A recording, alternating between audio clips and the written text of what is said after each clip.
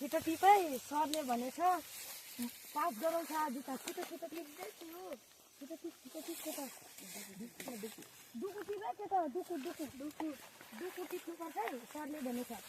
pass हुन्छ हामी आज दुकु टिप केटा ओइ हजुर बाबा तिमीहरूलाई मैले स्कुल पठाएको थिएँ होइन तिमीहरू त यहाँ त निङ्ग्रो टिप्दैछ त बाबा यहीँ जा तिमीलाई निङ्ग्रो चाहिँ कसलाई टिप्नु लगायो टिचरले भनेको थियो हजुर प्रिन्सिपल सरले भनेको थियो अनि निङ्ग्रो टिपेको पास गरिदिनु भनेको थियो तिमीहरूलाई त मैले स्कुल पठाएको थिएँ तिमीहरू त निङ्ग्रो टिप्दैथ्यो प्रिन्सिपल कुन चाहिँ प्रिन्सिपल हो बोला त सालाले तिमीलाई स्कुल पठाएको तिमीहरू के हो निङ्ग्रो पो टिपिरहेको छ त यिनीहरू त बोला देवलाई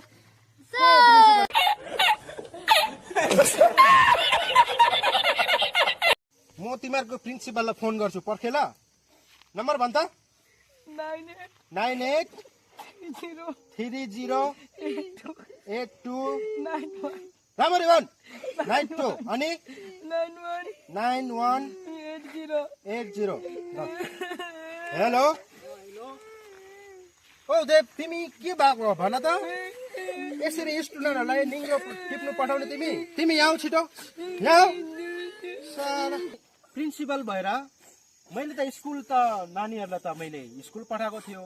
यहाँ आएर हेरेको त निङ्ग्रो टिपिरहेको छ त अनि हाम्रो एउटा इज्जोको एउटा डिपार्टमेन्ट छ कि एग्रिकल्चरको एउटा डिपार्टमेन्ट छ कि अनि त्यतिखेर भन्थ्यो नानीहरूलाई साग सब्जीहरू जे पनि ल्याउँदा हुन्छ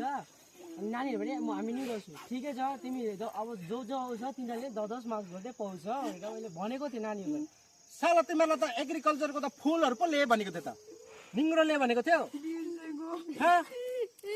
के गयो हरेको त अरे नानीहरू एकदम पढाइ लेखाइमा ध्यान छैन न त पढ्नुमा ध्यान छैन यो पालि तिमीहरू फेल भयो भने नि तिमीहरूलाई म प्लेनसँग लाएर पिट्छु नि फेरि